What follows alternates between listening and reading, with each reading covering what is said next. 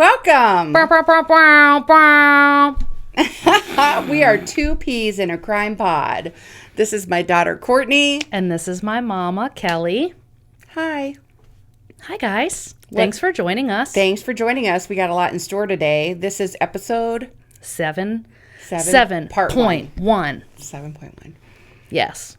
As apparently we're doing a 3-parter. We're doing a 3-parter. This is new. I think we warned you guys last time. I can't remember. But instead of doing 3 different stories this week, we're doing the same story, but we're breaking it up because I guess it's a big gulp. Huh, It's a Mom? biggie. It's a biggie. Okay. I don't know if you ever heard of this or not. It was made into a movie. It's like a 4-hour movie. And I know that I've watched it, and I don't know if it's something I would have let you watch when you were little. So I don't know if you've seen it with me, because typically anything I've seen, she's seen. That doesn't mean that I didn't watch it. I doubt you would have wanted to watch it when you were little. You know what I mean? Okay, true. But I've not been little for a long time. You may have seen it. It's not on TV anymore. You have to watch it. Like, there's a movie, you can watch it on YouTube. That's the only place that I could find it. Oh, really? To watch the movie, yeah. Obscure. Yeah. Okay. I'm intrigued. Well, before that, how are you? I'm so good. I am excited about today. This I is her slept this morning. 0. I follow her on Life 360 because of her job, and I'm afraid that she's going to end up murdered. So I Well, first of all, what track is my her life. job? Do you want me to tell your job? Yeah, sure. Oh, she's an Uber driver. She does Uber and Lyft. Do you do both? No. Just Uber. Fuck Lyft. Just kidding. 3.5 years, I've been going over 5,500 riders. This bitch on the road again, always.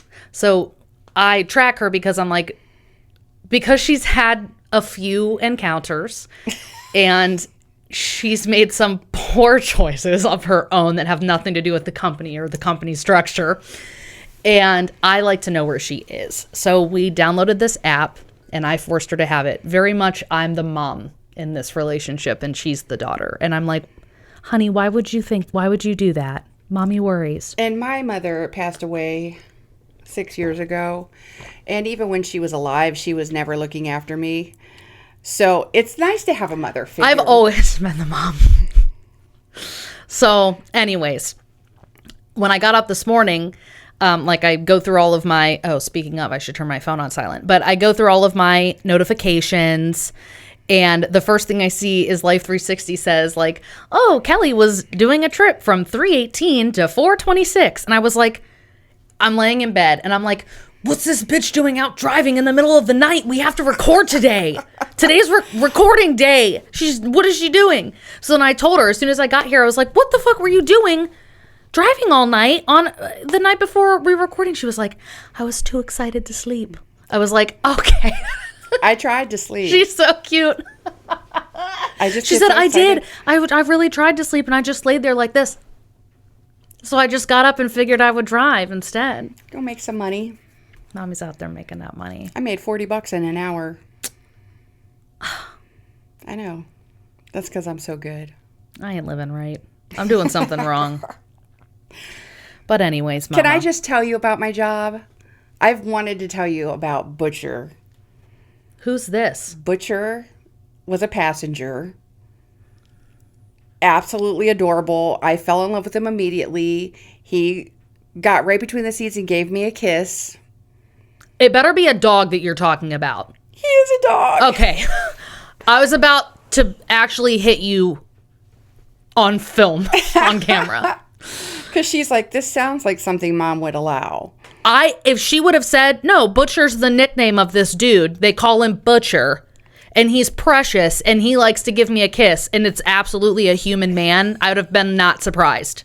I would have just punched her. Because we've been through this time and time again. Yes, we have. It was a puppers. You got a puppers? Oh my God, he was adorable. Courtney, he was a French bulldog, English bulldog mix. Oh. So he was. Did he have the? His whole face was just shaped like this. His nose was all squished in, and he just breathed like this. So like you after you go down the stairs. Oh my gosh. No. So yes. And he just got right up there, put his hands on the console, looked at me, gave me a bunch of licks, and was like, let's go. We're driving. Did they ask you if they could bring a dog along first? I am listed as a pet-friendly driver. Oh, so, okay. I didn't know that was even a thing. Yeah. Nice. So, aw, the puppers. Butcher was adorable. I wanted him to be my mascot. I would take him with me everywhere. He was the best co-pilot. Oh, I am so not used to you telling me a story that leaves me feeling good. I know. And so that was a really good one. I'm going to have to hold on to that feeling for a while. Okay. That Me was a too. good I'm story. holding on to it. And he licked my ear so much that my earring fell out. And it fell into the console. I thought he ate it. I was like, oh my gosh, Butcher, you didn't swallow my earring, did you? When I worked for UPS, that was like the best part of my day was dogs. And kids. Oh, yeah. Seeing dogs out on the route. And you're absolutely not allowed to like pet dogs or give them treats or like approach them because liability. And Right. like I was a driver trainer. And so I would be out with my like new trainees and I would be like, don't approach dogs. And then, like, in the same breath, I'd be like, oh, Poppers, he's a little, he's a good boy. He's a puppy. Do you want me to pet you? Yo, where's your tummy? Where's your tummy? And the drivers were like, and I'm like, go deliver. Go deliver. Who's a good boy? That was my whole job, was just petting dogs. I loved it. That was the best part of the day. Yeah. Or the kids, when the kids would wave or, like, chase you, or you would see them in the neighborhood a few times, and I'd be like, it's you again. And they'd be like, hey. Oh. My kids are cute too. Those things. I Those get are my cute favorite. kids. You do get cute. I kids. always say hi to them and I'll say, my name's Kelly. What's your name? And then they're like, oh, this adult talks to me. And then they talk. Yes. And they're cute. Dogs and kids, guys. I had this one girl, she said, my name's Queen. And she was like, I don't like Trump. She was like 8 and she's talking to her dad about their business plan and how they have to go to the bank and get what's that? I don't even know what it's called, but she knew. Queen knew. Like a business loan or something? No, it's when you name it's a LCD. An LLC? LLC. Oh, okay. He's a truck driver and he's going to buy his own truck. Right now he's working for somebody, but so he's saving money. You get an LLC so that if you have a lawsuit that it goes after the company and not you as a person. She was talking to her dad all about it. I just loved her. She was awesome. I love that too. She sounds like me at that age. Yeah. She was I'm like 8, that little girl from... And I'm Courtney. She was and the let me tell you about factoter. politics. She was the factoter, like in School of Rock. Yes. Oh, yes. Factotum. Good times, Mama.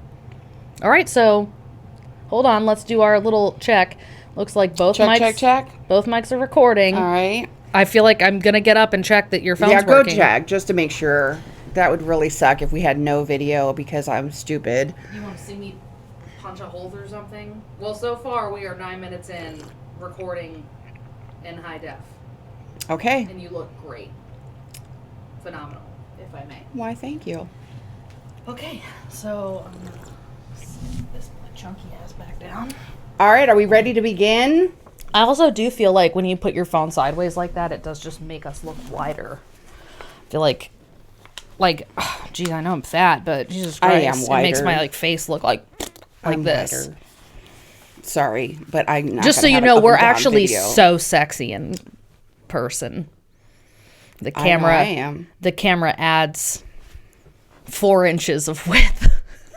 Do you know what I told Clay the other day at Thanksgiving? Were you there? Well, I was at Thanksgiving. You might not have been there yet. I might have been asleep on the living room floor. You might have been asleep. Because I didn't feel well. I know, my poor girl. She gets migraines. I had been drinking quite a bit. First of all, I started with wine. She's not a drinker either. That's not normal for her. That's No. like twice a year. So That's it. I cooked. So I got there at like 1:30 and I started, preparing the dressing and for the gravy and preparing the turkey and making the green bean casserole. And while I'm doing that, I'm just drinking some cherry wine and some blueberry wine.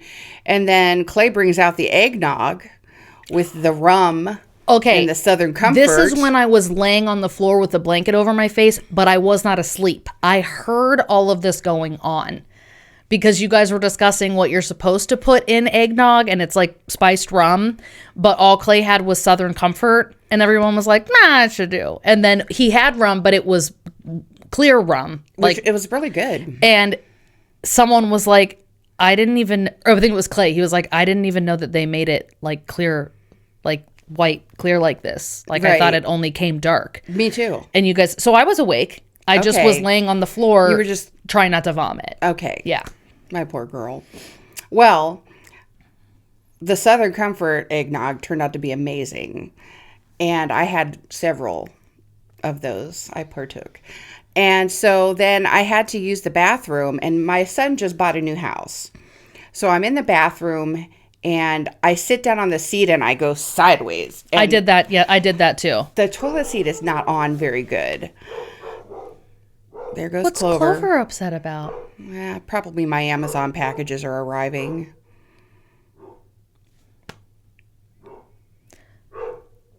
Clover, we're recording. All right, I think she's good. Yeah, do you? Tell me more about how good she is. Shut the fuck up. She heard that. She did. She said, bitch. All right. So, anyways, you almost fell off the seat. Almost fell off the seat. Is that when Clay came out very angrily and was like, Marissa's uncle didn't use the right fucking bolts when he put the seat on. The seat's broken. Marissa, order bolts now. And she was like, for a toilet bolts? What is that? What do I order? And he was like, seat bolts. And she was like, are they universal? Like, I want to do what you want me to do, but what? She had no clue. And he was so upset about it. I have no idea why he was so upset, but he was. But I came out of the bathroom a little tipsy. And I was stirring the gravy. And I said, Clay, you got to do something about your toilet seat. I'm about falling off of it. I said, I am a fat black woman. And of course, I'm not a black woman. I am a fat woman. But it's from a movie. I was quoting a movie that I don't even know what movie it is. I think it's The Life of David Gale. I think... That's a quote from The Life of David Gale? I watch these movies over and over again, and the editor is talking to one of the ladies. That's such a serious movie. And he's like... And she's like, I don't make the rules. I'm a fat black woman. Oh, okay. And I... just love that quote because I'm like, I love her. And I said it because I was just like, I'm a fat black woman. And I was like, I'm not a black woman, but I am fat and I almost fell off your toilet seat. And it was just stupid. Was Marissa like... And Marissa probably thinks I'm so weird. No, Marissa gets it. Marissa gets it for sure. Because I'm even weirder than you, and she adores me, and we get along so well. So I know she appreciates it. Okay. I love her. I do too. Yeah, no, I say the weirdest things all the time. Sometimes it's a movie quote. Sometimes it's just my own brain, which is a scary place. Yeah, I like your brain things, but I love when you quote stuff as well, appropriately. Yes. All right. Should we Are get we into ready? the case? Let's get into the case. So ready. All right. First of all, this takes place in 1970. Okay. Okay. So have you heard of the Fort Bragg MacDonald family massacre? I'm not sure. You said a lot of buzzwords. Okay. Like Fort Bragg and then McDonald, and then I was thinking about French fries. And then... Wait, is this like the shootout at McDonald's? No, it's okay. a family. I didn't think so. McDonald family. Yes. I thought, okay, I was just making sure because I did watch that documentary about that like hold up at a fast food restaurant. And that happened a long time ago. Okay, so no, I don't know if I know this or not. All right. Well, shall we begin? Yeah, what's the movie? God damn it. What? Are you ever going to finish when I say shall we begin? Oh, I'm not going to. Mom, in like 5 minutes, my brain would have been like, oh, Mom said that thing. I have to answer her back and say, yes, Lisa, or whatever. It's a Prince reference. All right. Wendy, yes, Lisa. Is the water warm enough? Yes, Lisa. Shall we begin? Yes, Lisa. That's all it is. I'm sorry. I'll get it. Boom, boom, boom. Yeah. I don't know why I don't know it, honestly. But I think the song is called Computer Blue that's in. That's the beginning of. It's not one of the big hits that was on the radio.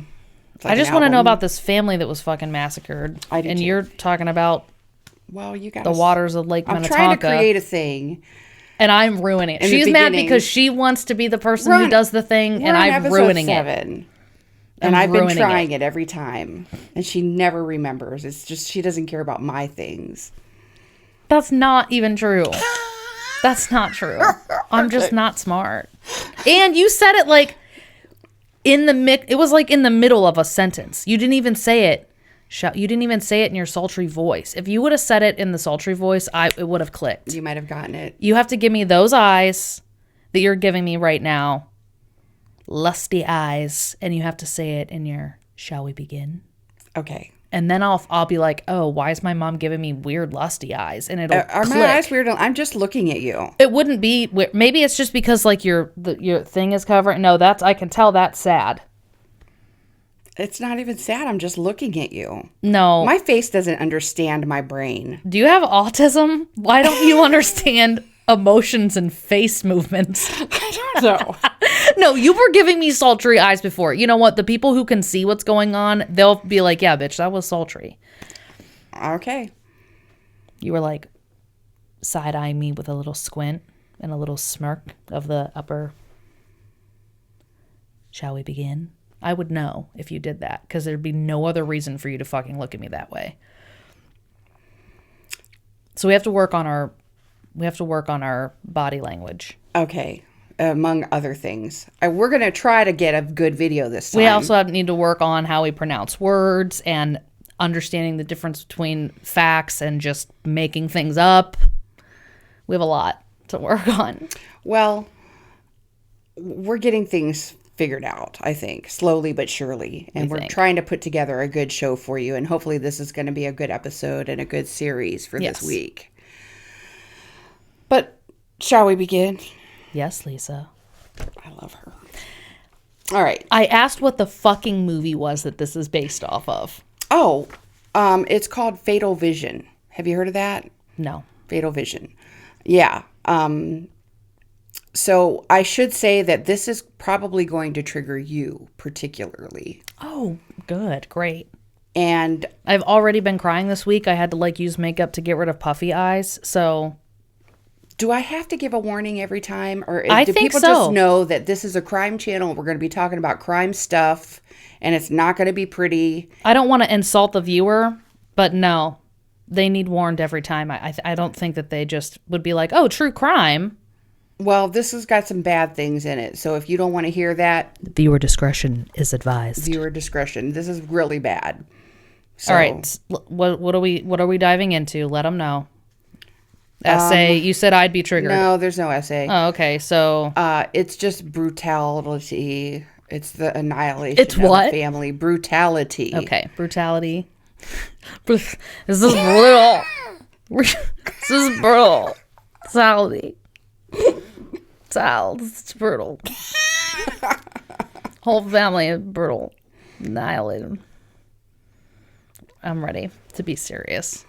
All right. Brutally serious. Brutally seriousness. Okay. So, I mean, that's basically it. I mean, I can't think of anything else. Wait, and why would that... I didn't write it down because I don't want to have to say it every time. You have to set... It's the fucking rules of the tube. It's YouTube rules? Yeah, you're the one who read them to me. It said, you can't talk about certain shit or you'll get, flags. So you have to, warn people. As long as you warn people, then they can't be like, oh, my God. Okay, a digital flashing. You have to tell them. Murder of people, murder of children. Crime. That's about it. I'm not saying I don't disagree with you. If we are called True Crime Podcast, I feel like, what the fuck did you expect? But I watch a lot of Bailey Sarian. Love my murder makeup Mystery Mondays. Love them. And she's was always giving viewer discretion. So you have to do it every time, I guess. I think so. I'm basically just going off what Bailey does. All right. Bailey's my girl. Someday we're going to be best friends. We're going to laugh about this episode together. She's going to teach me how to do my makeup. So yeah, give a little viewer discretion as advised every time. I think your makeup looks really good, how you do it. Thank you. You don't go, she does really deep makeup. I think I could do deep makeup. My thing is I just don't want to take the time. Yeah, you look great when you do your makeup like for Halloween. Well, like holding my arm up like this long enough to do my mascara as my arm's tired. I'm like, this is enough. So don't give me sad eyes about my arm being tired. It's okay. I'm sorry. I'm okay. Okay. My arm's not going to fall off or anything. All right. Not a leper. I love you, Mama. All right. We're probably like 25 minutes in and haven't said anything but nonsense. That's all right. We need we need a little levity. I'm ready to hear about the reality. Okay. Okay, here we go. In 1970, the United States was deep in the Vietnam War. And Fort Bragg, which is in North Carolina, was one of the busiest military hubs in the country. Mm-hmm. The tensions were high. Drug use in and around Army bases was a growing concern. And America was still reeling from the Tate LaBianca murders that was committed by the Manson family, which had just happened. That was months earlier. Okay. Captain Jeffrey MacDonald, a Green Beret and an emergency room surgeon, he was the type of soldier doctor held in extremely high regard, lived off base in the Corvair Drive apartments with his wife, Colette. A graduate student, she was working towards a teaching degree. Okay. His 5-year-old daughter, Kimberly, and his 2-year-old daughter, Kristen. And then Colette was 5 months pregnant with Jeffrey Jr., who was on the way. Okay. Their son. So about to be a family of 5, full house. Right. Yeah. Everybody's working and okay. She's a graduate student working towards a teaching degree. Right. Right now she's just a mom. Just a student, I guess. Okay. Yeah. So she's pretty much taking care of the kids and going to school. Okay. And being pregnant, which is a job all in itself. Which is a job, yes. All right. So February 16th and 17th, 1970. The family had a seemingly normal evening. Colette had gone to a night class. Okay. Jeff was home with the girls, and they watched TV.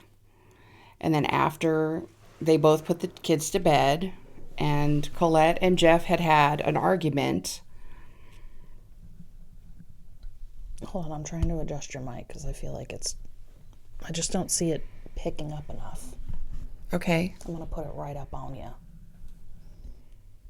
Okay. I like that. Okay. I was watching the levels and I was just, Is this pretty good then? Yes. Are you feeling happy now? I'm feeling happier now. Okay, so. So the husband normal and wife, evening. They got into it at bedtime, you said? Yeah. So they had an argument before bed. Okay. And then they went to bed.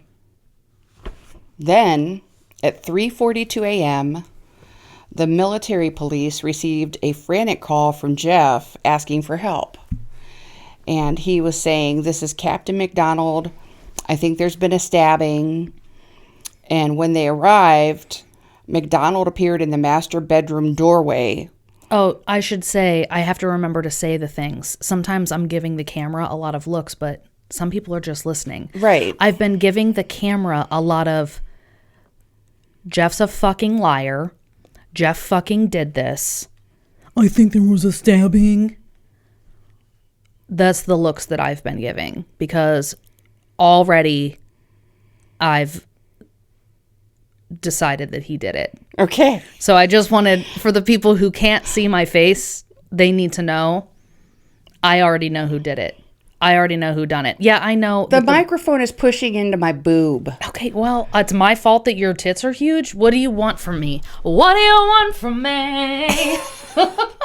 Get it off of me. Well, it's also, this mic stand, as we previously discussed, is 800 years old. Right. Okay, that's Is that better. Better. That's Just better. Don't move. Just sit so fucking. If I move, then it's going to make a noise on the mic. Right. Boobs scratching it. Okay. Well, we don't want that. What the fuck? What did you do? I didn't do shit. It's not my fault that Christopher's using this hand-me-down, broke-ass, busted-ass 1970s. Chris took this out of his studio to give to me. I know. Your husband Yes. took it out of the studio. My husband is also a musician. He has a studio elsewhere. Your husband was probably 45 when this crime took place. What the fuck? Just kidding. He wasn't that old, but he was old. He's a little bit older than me. Just a little bit. All right. Is that better? Is it not rubbing you now? It's fine. Okay.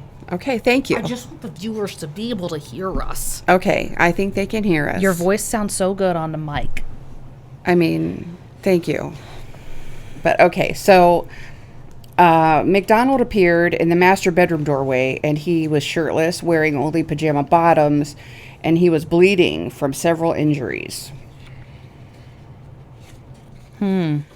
So he thinks there was a stabbing, and he's bleeding from injuries, which means if he didn't do it, he had to be fighting off the intruder, right? Right. But he wasn't sure if there was a fucking stabbing or not. Right. It was chaotic. Listen, There was a lot going on. I have to get over this. It's always the husband, but it's always the fucking husband. It's hard to get over it when statistically it's just accurate. But okay, go ahead. I'm listening. I know. Well, he yells, "My wife, my kids, they stabbed my wife and kids." So that's what he told them when they entered the apartment.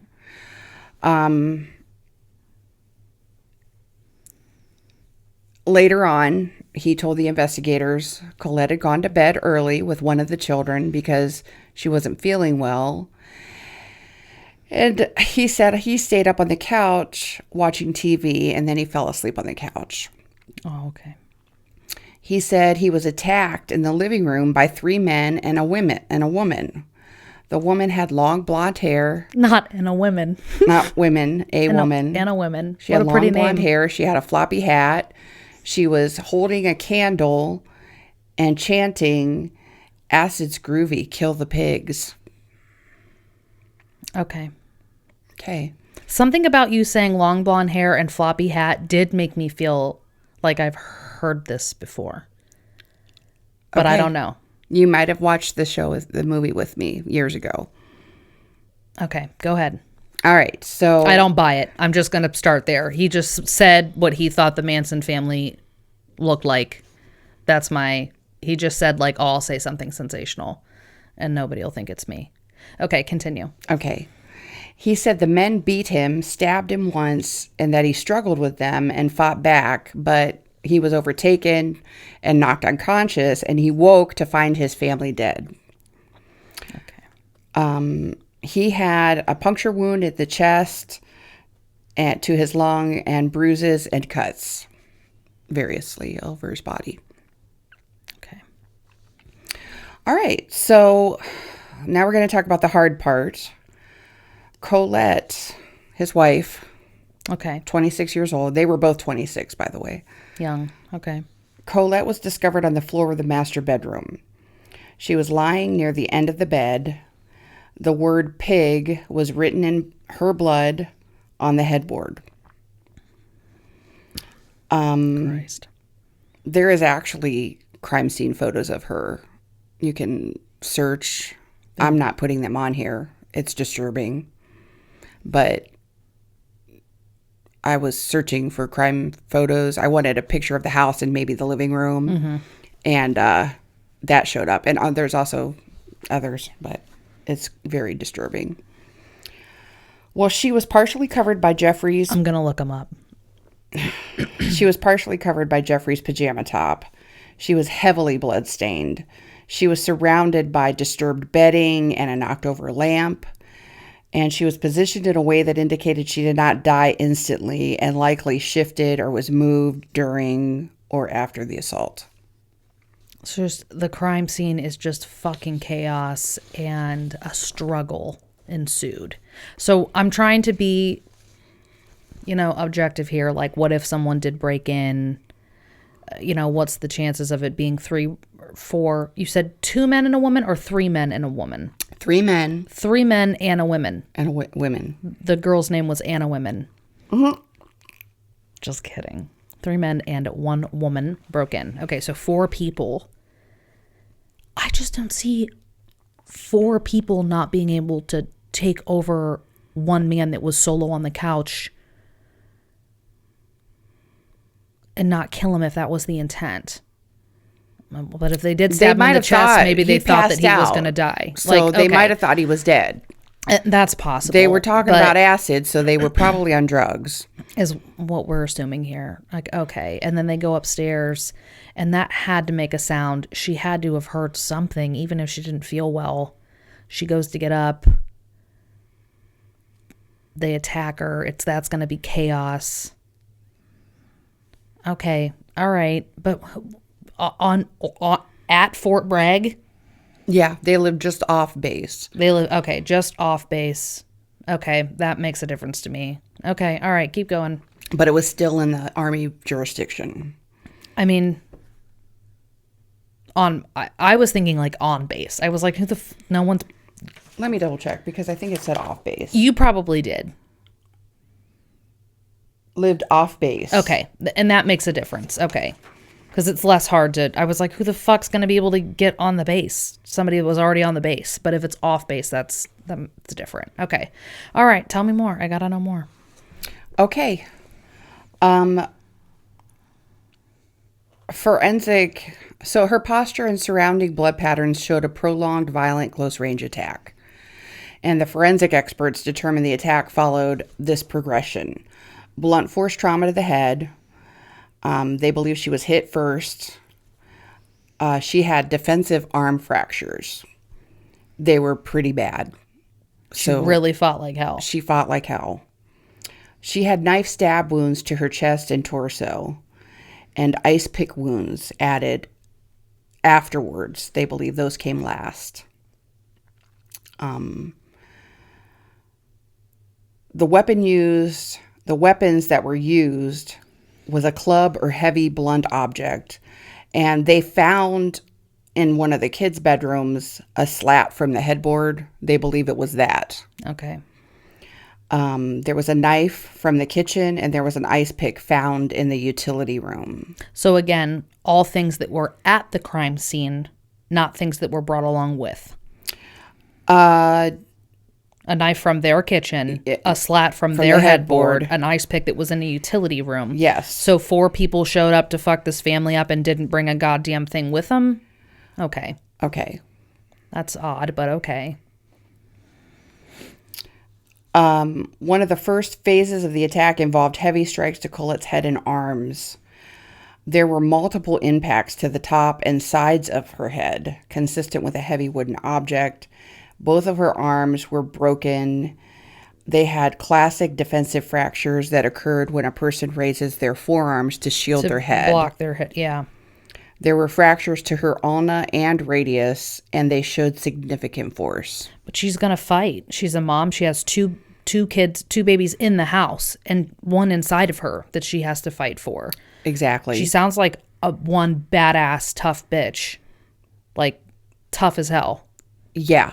The first blow to your head didn't fucking do it. You had, like, multiple fractures on your arms from continuing to take blows. Like, yeah. That's one tough bitch. Yes.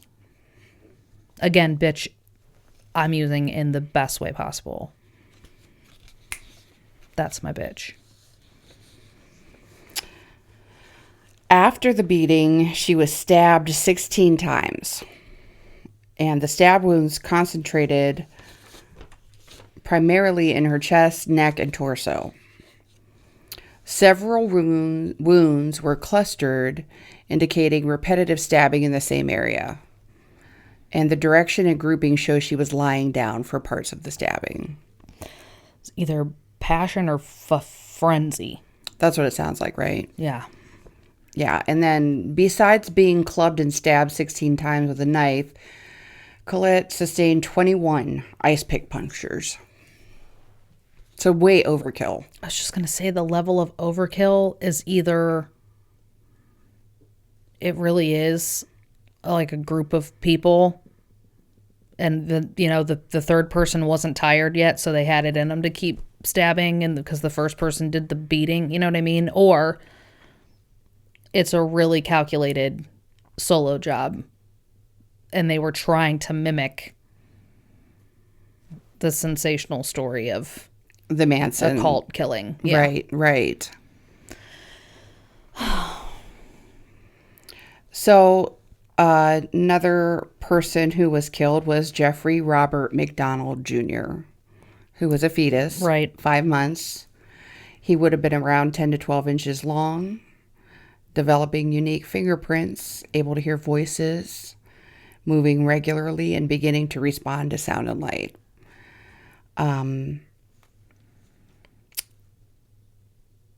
The autopsy revealed that the fetus had been healthy, no signs of developmental issues, had not been harmed separately. Just died because she died. Exactly. Yeah. And while the law at the time did not allow a separate homicide charge, investigators always considered the unborn baby the fourth victim. Yeah. That's amazing how the law was like, at the time, yeah, we're not considering that a victim of murder. Well, I agree with you, but it's such a slippery slope. Because if you want to be able to have an abortion, the only way that I feel like in a lot of cases that's been able to take place is to have to say, like, it's not even a viable life yet. Life starts at conception. Or not, life doesn't start at conception, but it starts at birth. I mean, I don't even think they were legal back then. But if they were, it was only until 3 months. And then after 3 months, they weren't legal. And this was considered a 5-month baby. No, I'm not saying I disagree with you. No, but I'm just saying with laws, like, it's just weird. Yeah, no, I get it. But it's one of those things where if we start fighting for the fetus inside the woman to be counted, if the woman's killed and now it's a double homicide, that you're going to hear slippery slope. That you're going to hear like, oh, but you had an abortion from the pro-life people at 8 weeks and that wasn't a homicide. I gotcha. It's one of those things where if the woman is like this woman intended on having this baby, was planning for this baby, named this baby, was obviously planning on seeing it through, God forbid, unless something else happened, like, while she, like, in utero. But, okay, she planned on having this baby. They fucking murdered her and her baby. It's a murder. Double homicide, Yes. But if she wanted to not have that baby for whatever reason she fucking had, and went and had not a miscarriage, I'm so sorry, misspoke. Went and had an abortion. That's her choice. Like, it is. It's just a slippery slope. It's hard to. I get it. It's hard to name it because then. Yeah. Once it becomes legal from the other side, hard to change. Yeah. Yeah. All right. In my eyes, both can be true. This woman can be murdered, and the baby inside her then was also murdered. And that baby counts. It was a baby. It wasn't just this thing in her. It was a life in her. And a woman can also choose to have an abortion. And yes, she is choosing to end a life. But shouldn't be considered a murderer? Yeah, I don't think it's murder. Because you're pro-choice. I am pro-choice. And you know what? I've said this to people before too. I don't care. Call it murder then, if that's what you want. Again, you and I have talked about, like, why can't we euthanize old people if they say, like, I'm dying of fucking cancer. It's riddled through my body. I'm in pain every day. You're keeping me alive with a morphine drip. Just fucking put me out of my misery. Right. Like humanely. Yes. Like we would do an animal. Yeah. Like, and if this woman is going to have this baby but have no way to feed this baby, no way to keep this baby safe, no way to provide, the things that the baby needs. To support a life. And so then you would say adoption. Okay. Who knows where this baby ends up? You say foster care or it goes into the system. Not great. And, and then what just is up for grabs right now? Your SNAP, your food benefits. So, what are people supposed to do? And then you're going to complain about that. And then what the fuck are people supposed to do? So you want to call it murder. I don't even give a fuck. Fine, murder. I murdered this 8-week-old baby to save it from a life of fucking misery on this planet. Like, I don't know. It's a hot button subject. I respect both sides. I think both sides absolutely come from a place of love. And a Just place of concern. Yeah. Yes. Yeah. Different sides of the coin, but the same, like, just wanting the best for someone and really deeply caring. So I don't, if you're standing outside a Planned Parenthood with signs and protesting and giving those people a hard time that are trying to go in maybe just to get a fucking checkup, you're a fucking dickhole. You're an asshole, and I'm going to give you the finger, and I'm going to tell you to go fuck yourself. But if you're just a person who is pro-life and thinks that it's murder and thinks that it's very wrong and that's your personal choice and you would never do it, you would advocate for your family not to, I'm not going to fucking argue with you or hassle you. Absolutely not. Like, you're absolutely allowed to have your opinion. Yeah, there's ways to go about things. Yeah. Not everybody going to Planned Parenthood is getting a fucking abortion. Leave those fucking people alone. Right. Jesus Christ. Do you want women to not be healthy and get checkups? Like, what? Right. So, anyways, that was our first Sidewinder, was a little talk about pro-life, pro-choice. Yeah. Fetal if murder. killing a woman who's pregnant should be double homicide or not. I believe it is now. I think, yeah. It's still probably fucking different state by state, honestly. Okay. For all I know, there are places where it's not. But you're right. The laws absolutely have changed. But all right, next, and this one's really hard. We're going to talk about little Kimberly, who was only 5 years old. She was a beautiful child. She was in another bedroom, in her bedroom. She was discovered in her bed, in her room, lying on her left side. She was covered partially by her blanket, and she was covered with blood spatter consistent with close-range blows. From a blunt force object or from a knife? From Blunt a blunt force. Yes. Okay. So Kimberly suffered severe head trauma from a blunt object, most likely a wooden club, and that was the broken piece of bed that they found, the slat, they found it nearby her. Right. The key forensic conclusions found were that she was struck multiple times. The force was significant and targeted towards the side and back of her head. The blows were delivered while she was close to an adult attacker, not running or flailing. And at least one blow was consistent with being delivered from above, indicating she may have been shorter than or below her attacker. Okay. Like Colette, after the initial head trauma, Kimberly suffered several deeper wounds from the household knife. They were concentrated mainly in the neck and chest area, delivered after she was already incapacitated from the head trauma. Fucking insane. I know. Who could do that? I mean, who could do any of this? But when you take a 5-year-old little girl, yeah, laying in her bed. I'm not victim blaming, but like, we know adults get filled with rage and adults do things to other adults that are terrible and evil and cruel, and you can't justify murdering this woman, but it's harder. But what could a child possibly have done? Yeah, like, it's just such a loss of life potential. Even if it's not the victim's fault, but like, let's say like she called you like a dumb motherfucker and you went into a rage. Obviously, you're still at fucking fault. Like, control yourself. She didn't deserve to die, for words. But, like, what could a child say to you that you're going to take so serious? You know what I mean? Like, it's just, every time I hear about a child's death, it's just, there's no justification. There's no justification for it. You can't.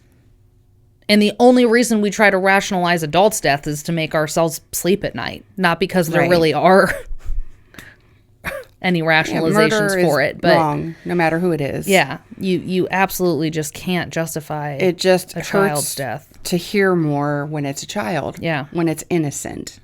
You know, and children are innocent. Yeah.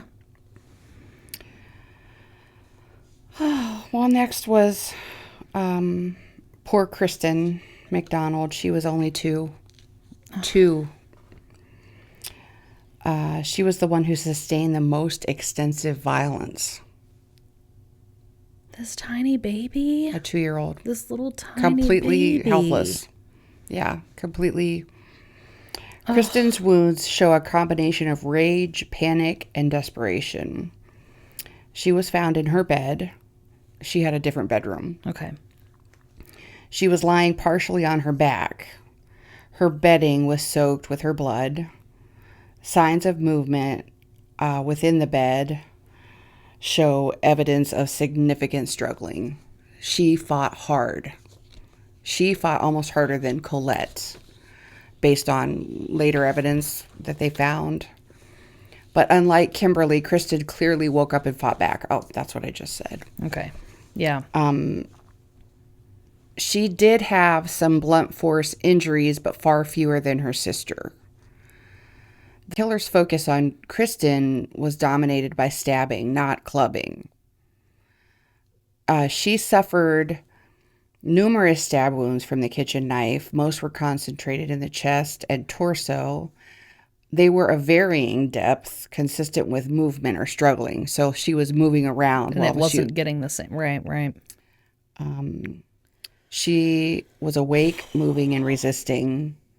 And then she also suffered multiple ice pick punctures, similar to Colette's. Kimberly didn't have any ice pick punctures.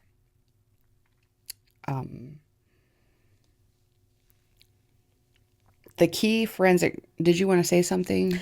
No, I'm thinking... I know I have a puzzled look on my face. I'm just thinking, I wonder if the ice picks... I want to know about, like, the depth of the ice pick. Like, that's what I would want to know. Like, if it was, like, a group of people and it was, like, Killer B, Killer A clubs to incapacitate, and then Killer B stabs and there's some fighting, and then Killer C stabs with the ice pick and there's some fighting, and then B again with the knife, and then C again with the ice pick. Or if it's because you're reading it like it's beating, knife stab, ice pick stab.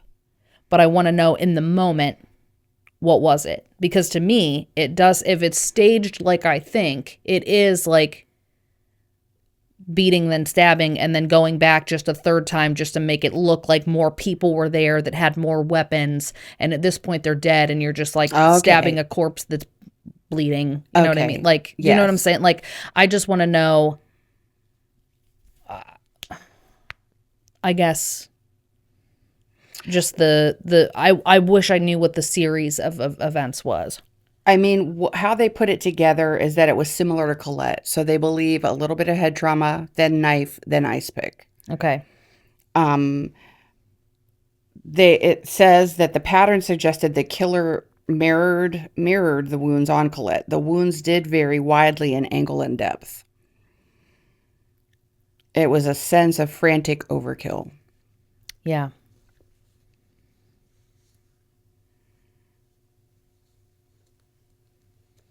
I'm trying to like play it out. Like, if it was a group of people, I'm trying to like play it out in my head. How would that look? Again, like, you had to go all the way into the bed and get the bed frame first to start beating people with, like, the headboard flat. You know what I mean? Like, yes. You didn't start with the knife that you went straight to the kitchen. Like, well, fuck, now that we're here. Like, were they planning on, you didn't bring anything, were you planning on strangling them or just beating them just to death? chaotic. Like, the whole thing just sounds chaos. It was just chaos. Yeah, and it had to have made noise. Like, the dad being first had to have done something, yelled out in a way that woke at least one of the three other fucking humans in the house up. Well, and here's the other thing. And then why didn't anybody run out into the hallway We don't know if there were others in the other rooms while there were or if like the four of them went, and maybe that's why they were able to fight so much, because one dude was with the dad and one dude, but it couldn't. No, there were 4 with the dad, but then might have been more with the rest of the family. There may have been more people in the house that he didn't see because he passed out in the living room. Okay, but then wouldn't there have been different kinds of, they all got beat with the same blunt object? So like there's a group of 10 and 4 are in with the mom holding her down on the bed, like, and it's causing a struggle. And then finally when dude's done giving dad blows to the head, he comes in and gives her blows to the head, and then somebody was holding down the little kid, so then they go in and give her blows to the head. Like, do you see what I'm saying? Like how there's not like all the, like somebody didn't use a hammer in one room and a candlestick in another room and a rope in another room because it's Clue now. But do you know what I'm saying? Like, I'm trying to see if this story even makes fucking sense to me, and I just can't make it make sense to me. It doesn't make sense. So I just I'm trying to see if there's any validity. Like, if does it hold water? You know? No. It does not hold water. The defense is wrong. Thank you for knowing my Cousin Vinny references. I know all my Cousin Vinny. Posy traction. Okay, go ahead. All right. So we're talking about Kristen, the 2-year-old. There were blood smears consistent with movement. Also, I'm on the verge of crying this whole time. If I don't keep making my little jokes, I'm like, seriously. I know. Ugh. Oh, I know. I work with 2-year-olds every day. Look, it is making me cry. I know. I work with just defenseless. Like, they can walk. That's all they got. This little girl had more. Like, she had tiny defensive injuries on her hands and arms. Oh, her bedding was disrupted, and there were signs that she rolled or turned trying to escape. I just can't even picture it. These poor babies. I will tell you, I changed this baby who's not even a year old yet, and I have to use a serious amount of force to keep her from rolling off the changing table. So they do. I know kids do have strength. It doesn't surprise me to hear that she was able to fight back, and they were probably like, damn, we thought this was going to be easier. Like, I have to put full weight on this baby, because she flails and she's going to roll off the 4-foot changing table. Yes. And I have to legitimately, I'm like losing a fucking arm wrestling competition trying to hold her fucking little leg still while I change her. So kids are strong. Kids do have some goddamn core strength. So I'm not shocked to hear that it was harder than this assailant who, if it's the dad like I thought, probably never fucking changed a fucking diaper in his life and wouldn't know that. Didn't know that your kids actually are pretty fucking strong. It's not just going to be as easy as you might have thought to get rid of your whole family. Fucko. Unless he didn't do it, in which case I am deeply sorry. And catch me on part 3 of this podcast where I apologize profusely for accusing you of murdering your family, which is a heinous crime. I will eat my words, but we're hearing it in real time, and I'm just giving you what my guesses are, and I will be more than willing to say I'm sorry if my guess is totally wrong and this was someone else. Fair enough. But if it's not, I'm going to say I fucking told you so. Love to say I told you so. All right, go ahead. All right. Well, now it's time to talk about the victims and put a face on them. Haven't we been? We're going to put a face on them, not just that they're murder victims, but who they were. We're going to talk about nice things about them. Yeah, who they were. Yeah, stop telling me how many fucking blows to the head and their tiny little arms they took. Ugh, it's making me ill. Okay. So Jeffrey MacDonald was born October 12th in 1943 in Jamaica, Queens, New York. He grew up in a lower middle class household. His father was strict, competitive, and demanding. His mother was more supportive but largely differential, which is common of the time. Yeah. You know, dad runs the household back then. Mom has an opinion, but we're not going to talk about that. We're differential to dad. Yeah. Yeah. Expectations for achievement were extremely high. Jeff was the middle child, and as a child, he hated losing, whether in games, grades, or attention. And those were probably the kinds of traits that helped him succeed in the Army and as a surgeon. Probably. People who knew him as a child described him as highly intelligent, socially charming, and good at adapting to different groups. You're describing a predator. Could be. Could be. Okay, go ahead. By high school, Jeffrey had developed into an honor roll student, a football star, and the popular guy with natural charisma. He was considered a real catch. Okay. He and Colette began dating. Oh, shit. I got a cramp in my calf. Oh. Get this woman a banana. Oh, my gosh. Okay, I'm good. I'm good. Sorry about that. Okay, he and Colette... Drink some water, goddamn. Go ahead. He and Colette began dating in high school. She adored his confidence, and he liked the stability that she offered. They were kind of like the opposites attract type thing. Okay. To others, he looked like the ideal future husband. He was smart, driven, going to college, and well-liked. By the way, he was going to Princeton. Oh. I know, right? He attended Princeton University on a scholarship. He was doing, during his freshman year, is when Colette became pregnant with Kimberly. So During his freshman year of college. Yes. Is when she became, oh boy. Now the pressure's on. Oh, definitely. But he immediately left Princeton and married her. And transferred to Queens College and then to medical school at Northwestern University after college. Okay. Jeff thrived in emergency medicine because he liked fast-paced environments and he enjoyed helping people. Probably the only place he felt any kind of adrenaline or emotion. Okay, continue.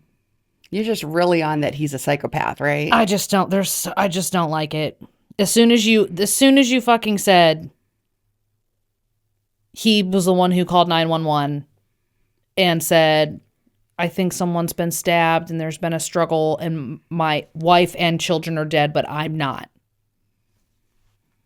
I'm going to stop you there. Okay. 9 times out of 10, there's one place that's going. No, I know. It's statistically... That's the way it goes. Is there sometimes that someone breaks in and it maybe not it's not the fucking Manson family cult, but like where the wife and kids die and the husband doesn't? Sure. There's times where that happens. I mean, yeah, that's what happened to Sharon Tate and she was pregnant. It happens. Yes. It happens. It did happen. Yeah. You know, so. But no, I totally get what you're saying. I will be fucking shocked if they say someone other than him did this. This will be a shocking case to me. Okay. Well, let's talk about Colette now. Her name was Colette Catherine Stevenson, born in 1944 in Patchogue, New York. Easy for you to say. I have no idea how to pronounce that. It's probably one of those Native American type town. Patagonia. Patchogue. Can I see it? Yes, right there. Patchogue? Could be. Patchogue, New York? Yeah, I don't know. Could be. Patagonia. She was born into a close working class family. She was the eldest child, which means responsible, nurturing, naturally inclined toward caretaking. Ugh. Cue Eldest Daughter by Taylor Swift. Go ahead. Her mother described her as gentle and soft-spoken, very kind. the type of girl who tried to solve conflicts rather than create them. She was sensitive, introspective, and academically steady. She was not the loud one in the room, and she was always the listener. Even in adolescence, she had a maternal energy, often babysitting younger cousins and neighborhood kids, which came very naturally to her. Her friends recalled that she was shy until she knew you. Oh. And she laughed quietly and often covered her mouth when she did. She preferred books to parties. She loved soft pastel colors, especially pink and pale blue. She was deeply empathetic, sometimes to the point of emotional exhaustion. That's typical Wow. for most people that are empaths. Yeah. You know, you got to really be careful. Yeah, it's easy to get drained. Yes. Yeah. People who knew her spoke of her as sweet, intelligent, and almost incapable of cruelty. So she and Jeffrey met in high school, as I said. He was the charismatic, athletic, and popular type, and she was the quiet, academically focused type. She admired his confidence. He admired her stability and warmth. They balanced each other out. He was bold, outgoing, and competitive, and she was nurturing, calm, and grounded. So they kind of, you know, fit like a puzzle together. Yeah. They became the classic high school sweetheart pairing. He was a football star. She was the thoughtful, supportive girlfriend. When Colette became pregnant at 19, they did marry quickly, and the dynamic shifted. She assumed the role of caretaker, homemaker, and mother, while Jeffrey pursued college, medical school, and the military. Yeah, this was the 60s. And yeah, it still wasn't good to be pregnant before you were married. Right, that was very taboo. It was still a time So where you need to, it as soon as wasn't you found out, wouldn't have been as taboo as like her parents, Right. But still not the situation you wanted to tell people you were in. And right, you wanted to get married quickly. yeah, And then maybe you could say the baby came early. yeah, So, friends would later say that Colette loved Jeffrey deeply. Despite raising two small daughters and later being pregnant with her third child, Jeff Jr., Colette actively worked to build a future of her own. She was enrolled in college classes at Fort Bragg, and her degree was in teaching and child development. She wanted a career that let her nurture and help children. She wanted financial independence, and she wanted a sense of identity beyond officer's wife. So she was a smart girl, and she was independent, and she Yeah. valued her independence. And Did it say what year she was in her studies, or no? Maybe it didn't. Okay, I don't know. I just wonder. Yeah, I'm not sure. Yeah, I have a feeling after having a baby so young, getting involved with someone who's probably always speaking over you just because it sounds like that's in his nature and you're a little bit more laid back. You hit, like 24, 25, 26 and you're like, shut the fuck up. It's my turn to talk. Like I want my own life. I'm not just your shadow. Yeah. Not just your sidekick. Yeah. Like I have a brain too. Yeah, I think that does fit for a lot of women. Yeah. They start to develop and they come into their own. Yeah.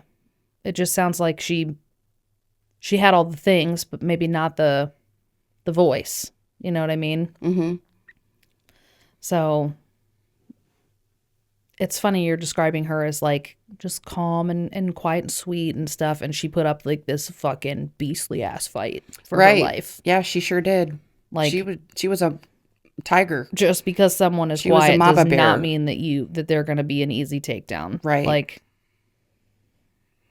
Especially when it comes to protecting your children. yeah. She was fierce.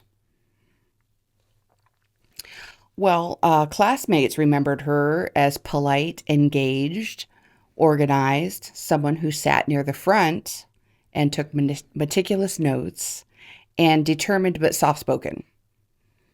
She was excited about becoming a teacher and committed to creating stability for her growing family. She reminds me of my friend Stacy. Oh, really? Yeah. I don't know Stacy that well. You really don't know Stacy that well, but this is it reminds me very much of Stacy, just that maternal instinct, sweet, very smart, very bright, and seemingly very quiet. Didn't talk a lot in class, didn't talk a lot until you get to know her. And then, talks just as much as me, but doesn't come across that way, and quick to be a listener, the one who's going to give you a hug.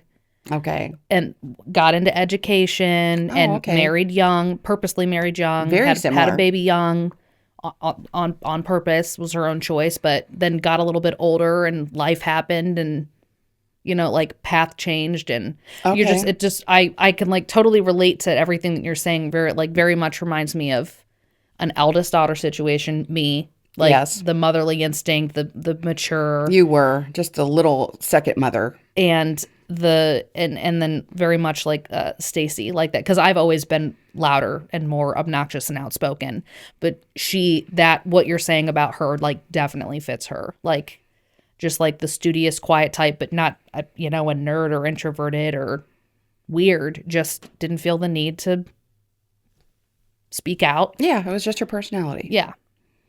You were not always outspoken. When you were really little, I was super shy. You were the sweetest. You called everybody honey. You'd say, hi, honey. And come here, honey. You called everybody honey. It was precious. I still kind of do that now. But I'm much quicker to be like, hey, fucker, if I need to. Uh-huh. Yeah. Yeah. Yeah. Which Stacy would never. That's the difference that I'm saying. Okay. She's got that German Gesundheit thing going, that humility and that humble. Oh, yeah. I can't remember the actual word. Not German, the Amish Gesundheit, whatever the fuck that word was. I can't remember. Yeah. God bless you. That was our episode 4. Yeah, go watch episode 4. That's a good one. It was. Talks about the Amish believing in humility, and I feel like Stacy's very much that way. How we were talking about, it's not that things don't dawn on her if you're making fun of her or something. She just doesn't feel the need to respond. She just wouldn't do that. It's not in her nature. Okay. No, I very much see similarities there. All right. Well, motherhood turned out to be the single biggest source of joy in Colette's life. Kimberly was born in 1964, and Colette doted on her, dressing her in matching mother-daughter outfits. Did you ever do that with Lindsay? No. Me and Aubrey had a matching shirt. When my dad went to New York, he got us both a purple I Heart New York shirt. Okay. And so we had matching shirts one time, and that was cute. And then we did like coordinated Christmas outfits, but we never matched. Never had a matching outfit. And I never matched with you. No, me and Lindsay never had. Again, we've done coordinated outfits, like color schemed, but never matching. Like outfits. A mini me. No, yeah. Never. I've seen it and it's so cute. I ordered dresses for me and Aubrey and Lindsay one time to do that. And it was a very different size family that would have fit in those dresses. Really? Not a goddamn one. The one that was supposed to fit me might have fit Aubrey. And I was like, okay, it was a waste of money. Yeah, they didn't fit. So we never did it. Okay. Oh. But it's so cute. I love seeing that though. It's precious. I know. I can just picture them. Yes. Her little soft pink sweater. I just see her in her little pastels that she liked. And I haven't said so, but Colette was beautiful. She was blonde, just a beautiful, beautiful girl. She read to Kimberly nightly, took plenty of photos, and Kimberly herself was bright, sweet, and calm, much like her mother. So she kind of had all those traits. Okay. Then Kristen was born 3 years later in 1967. And Kristen was more spirited. She was very active, curious, but still very clingy with her mom. Age 2, that's just going to be. Yeah, that's that's what you do. Yeah. Colette was a gentle but structured parent. She believed in routine, communication, teaching emotional expression, and giving children lots of affection. Neighbors described her as the mom everyone wished they had. Oh, I see you as that way. I see all those traits as you, as a mom. That tracks. That's how I That's how I raise my babies. That's exactly what I think. I always said if giving too many kisses was a thing, I'm probably guilty of that. If giving too many kisses could be detrimental, I've done that to my kids for sure. You guys have cuggles. We do cuggles, Cuggles. I love that word. which is a snuggle and a cuddle mixed together. A cuggle. Because we have weird words. Which I love. This is what we do. Yes. And Harvey loves his cuggles. Harvey He wrote it on his school paper for Mother's Day. What's your favorite thing about your mom? And he put cuggles. Ooh. Oh, my boy. Yes. Well, she kept a tidy home. She cooked every night. That doesn't sound like me at all. It would be, but you're busy now. You're in school, working, raising the family. My health is shit. Single parent, Yeah. going through some health issues. So, yeah, it would be if not for that. Yeah. In an ideal world, I would definitely be Martha Stewart cooking and yeah, but here we are in the real world. You're just rolling with the punches. Thank you, Wendy's. Big shout out to Wendy's, y'all.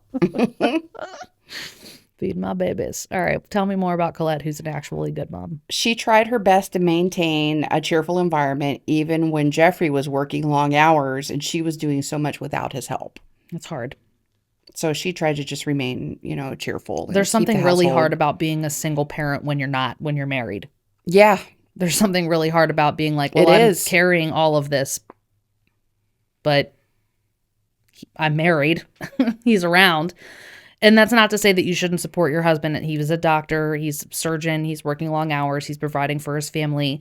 And I'm sure that she understood that. And that's why she did the hard work. But it is hard. Oh, yeah. I mean, it was kind of the way things were back then was the man worked and the woman was the homemaker. Yeah. She was pursuing an education and a career on top of homemaking. It's amazing that she was doing that because she really could have just coasted because if he's a fucking surgeon in the military, I'm sure they had money. Right. So, yeah, she wanted these things. So she was willing to put the extra stress on herself to achieve what she wanted. And that was her goals. And I just can assume that he didn't like that. Again, I can't wait for episode 3 if I might have to fucking eat my words and apologize, but.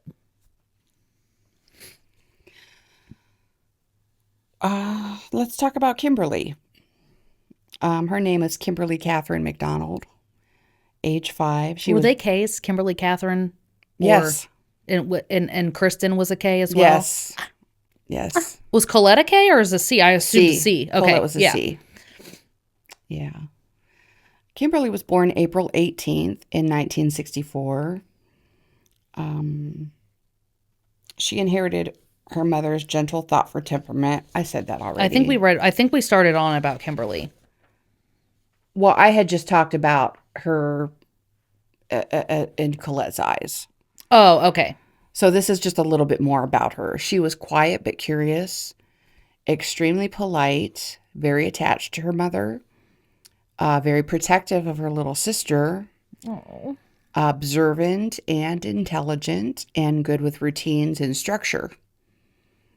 She was a child who liked to line up her toys neatly. She colored inside the lines. Kind of sounds a little type A personality already at age 5. Yeah, eldest daughter vibes. I get it, though. She would ask very thoughtful questions. And Colette's friends remembered that Kimberly rarely caused trouble and she was the little helper. Oh. Yeah. Kimberly and Colette had a very close relationship. She was at the age where she was becoming more independent, but still very mama focused. She followed Colette around while Colette did housework, and she helped with small tasks and liked to sit at the table while Colette studied for her college courses. Oh, sidekick. That's cute. She attended a local preschool, and she was about to start kindergarten. And her teachers at the preschool described her as gentle, empathetic, a child who comforted other children when they cried. Oh, and someone who loved story time and crafts. Oh, sweet baby. She is a sweet baby. Her favorite activities were drawing, painting, and playing pretend with dolls. Good girl. Also, she was neat and tidy and very mature for her age. Her favorite color was yellow. That's my favorite That's color. your favorite color. Oh. She also loved applesauce, Captain Kangaroo. Have you ever seen Captain Yes. Kangaroo? Okay, I wasn't sure if it was around when you were little. It wasn't, but it was on like the oldies, Oldies channel. Yeah. Okay. The same play. What channel was it that played Bonanza all the time? Like one of those channels. Like Gotcha. yeah. And she loved holding her little sister's hand. Oh, I just love her. She was becoming increasingly aware of her mother's pregnancy, and she was getting excited about having a baby brother. I can imagine. I remember when I was pregnant with Clay, and you were about 4 or 5. Would have been 5, yeah. So, yeah, 5 in 95. So, we were at the doctor's office, and you had come with me, and it was my OBGYN. And we were talking about, we were reading one of the pamphlets, and it was talking about nursing the baby. And you said, or I can't remember exactly how maybe I was talking to another mother about nursing a baby. Like, are you going to nurse, or asking like that? But the word nursing came up. Mm-hmm. And you said, in your thoughtful question way, what does that mean? And I was trying to think of how to describe it to you without actually saying boobs. And we were in like public. And Yeah. The first thing that came to my mind was at the time, we had lived on a farm, and there were cows in our backyard. And I said, well, you know how baby cows drink from their mamas, and that's how they get their milk? And you got this look on your face. You were like immediately disgusted and weirded out, and you were like, you mean you're going to grow those things on your stomach?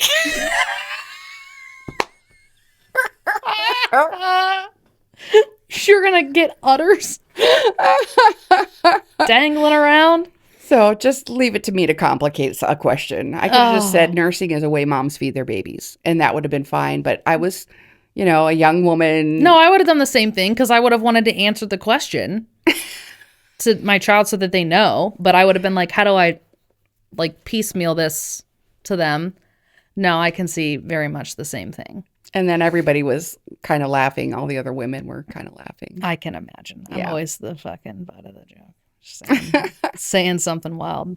It started young. Yeah, it did start young. Lindsay, my daughter, when Harvey was born, she thought nursing was amazing. She just was just like, you're feeding the baby from there? And then she would like pat her own chest. She's like, mine are empty. Like, Oh. and I'd be like, yes, but they're only because you don't have a baby. Someday if you have a baby, then they're not empty anymore. Mine were empty until I had a baby, and now there's milk in there for the baby. And I know that every time I would feed the baby, and it didn't last long. I wasn't able to breastfeed for long. It didn't work, but useless. But every time I would feed Harvey, Lindsay would come right up beside me, and she would hold her little hand right here on the top of my breast, and just like, that was how, like, because she couldn't hold a bottle. Like, I couldn't hand her the baby and give her a bottle. She wanted to She help just wanted to feed. help so desperate. So she would just come and she would just go like this and rub his hair. And it was so sweet and so precious to me. Oh, it is precious. Those I are never precious knew memories. that. You didn't know that? No. Oh, I thought we had talked about that before. Nope. It was so sweet. Yeah, she would just come and put her little hand right here and watch Harvey eat. She'd stop whatever she was doing and come over. That's too sweet. Precious memories. Absolutely. So I can see the girls just being inseparable, and then both of them, especially at 5, being so like, another baby is coming. I know what this means now. I'm going to be a sister. This time it's a boy. I'm going to have a brother. Yes. Like, I can, like, Little really, mommy. really excited. Little yeah. mommy's ready to, she plays, house with her baby dolls, and now she's going to have a real baby doll. And more aware of the pregnancy than she was before, more aware of, what Colette was going through and changing. And yeah. yeah, Yep. That was little Kimberly. exciting times. And little Kristen Marie MacDonald, age 2, was born May 8th in 1967. She was very different from Kimberly. She Aren't was the second ones always? active, spirited, and expressive. She was described as energetic, chatty. I love little chatty kids. Oh, They're so cute, you know, the Yes. little squeaky voices and then the little cute things they They say say, and what they wonder and their think little about. dialect and words, and Yeah. you like, Yeah. you learn how to decide. Like, I can hear little kids talk, and I know exactly what they're saying, and other like non-kid people are like, "How the fuck did you just get anything out of that?" And I'm like, it's like being able to speak another language. You just become fluent. Oh, you want a cup of milk? And they're like, "Zamadugadubba." And I'm like, yeah, I'll get you a cup of milk. You No know big what deal. they mean. You know I what got they a big mean. dog. I got you. Yeah. Yeah. You just know. Christopher had the cutest little things that he would say. He did. He did. He used to say, You used to write down all of I his did, little 'cause they were so things. cute. They were cute though. when he wanted to be picked up, he'd say, Biba wants to hold you. Yes. Yes. Biba wants to hold you. We called him Biba. We called him Biba. Yeah. So that was cute, but he had a lot. He did. His baby book is chock full of. I did that with Aubrey. Aubrey's baby book is full of all like the cutest little things she would say, and at like a year and a half, she'd say something new that was cute, and I would go back and add it in. And then comes the second baby, and you're like holding two kids, and you're the busy, and second there's no baby, time. the second baby's the energetic, fucking crazy one that makes you go like, That was Clay. whoa, and you Yeah. don't like her baby book is like, yeah, I had a baby. Doing somersaults off the couch. and- Yes, I yeah. can't write in this because she's trying to actively kill herself right now, diving off of things Right. and mean mugging me from across the room. And Right, right. Man, that's the truth with Lindsay, too. oh yeah, Oh and my before gosh. she could talk, she would look at you. She would give grown ass adults dirty looks that made them feel bad about themselves at like 7 months old, and she would go, "I said I was dim," with like full attitude, just mumbling I things. can totally And she see was this. just saying full sentences of nothingness, but you'd be like, "I'm sorry. I'm really sorry." Like, oh yeah, it was wild. I have videos of it. It's wild. She just used to, "As a mama," and I'd be like, "Don't you fucking sass me." And she'd be like, "As a mama," and then she'd walk off, and I'd be like, "I think we just got in a fight. I think I'm fighting with an 11-month-old. Yeah. Yeah, that's Lindsay. Yes. But Aubrey was just a little fucking angel, quiet Right. little, perfect little angel baby Yes. that just never cried, always joyful, always. And I'm not dogging Lindsay. I love that she was so different. Those aren't bad qualities that she was different, but drastically different. Night Definitely. and day differences. Right, right. Yeah. It's wild. They're their own little people. Well, Miss Kristen was a child who loved to giggle, run, and explore. She was the kind of toddler who tried to keep up with her big sister even if she wasn't quite ready. She loved her stuffed lamb. I have a stuffed lamb. It's on my bookshelf. It's from when I was A little lamb I chop. was like a little 8-year-old, and I got it for Christmas. And It was before lamb chop, but I'm still going to call it lamb